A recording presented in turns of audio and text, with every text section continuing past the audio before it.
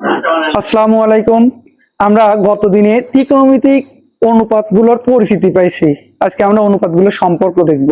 ত্রিকোণমিতিক অনুপাতের সম্পর্ক, অনুপাতিক সম্পর্ক,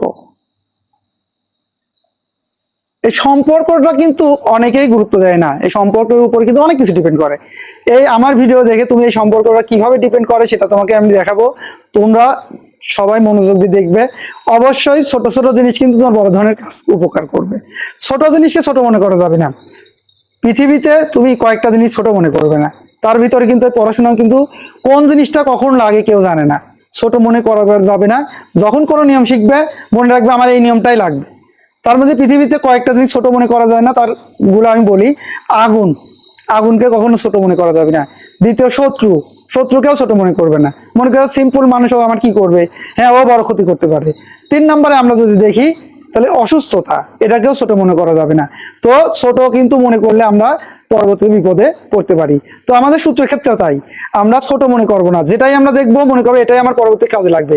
যদি তুমি এটা শিখে কাজ করতে পারো, কোনো সূত্রে ব্যবহার করতে পারো কোনো অঙ্কে, তোমার দেখবে ঈদের চেয়ে বেশি আনন্দ লাগবে। তাহলে আমরা একটু সম্পর্কগুলো দেখি কেমন সম্পর্ক। প্রথমত, সাইন থিটার সঙ্গে বিপরীত অনুপাতে cosec, sine theta equal 1 cosec theta. আবার আমরা ওইভাবে অন্যভাবে বলতে পারি cosec theta equal 1 sine theta. দ্বিতীয়ত, cos theta equal 1 sec theta, sec theta equal 1 cos theta. 3 নম্বরে tan theta equal 1 cot theta, cot theta equal 1 tan theta. আমাদের এই সম্পর্কগুলোর আরেকটা সম্পর্ক আছে, অনুপাতের একটা সম্পর্ক আছে, সেটা টেনের সাথে সম্পর্ক। সেটা কিন্তু আমাদের খুবই প্রয়োজনীয় একটা সূত্র। সেটা কি,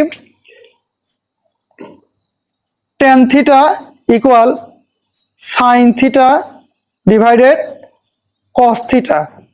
এটা যদি আমরা বিপরীত আকারে করি, কট যদি আমরা দেখি কট থিটা, তাহলে কসটা উপরে যাবে। যেহেতু টেনের বিপরীত কট, সেহেতু আমাদের কটের ক্ষেত্রে এই হরটা লব হবে, লবটা হর হবে, অর্থাৎ কসটা উপরে যাবে।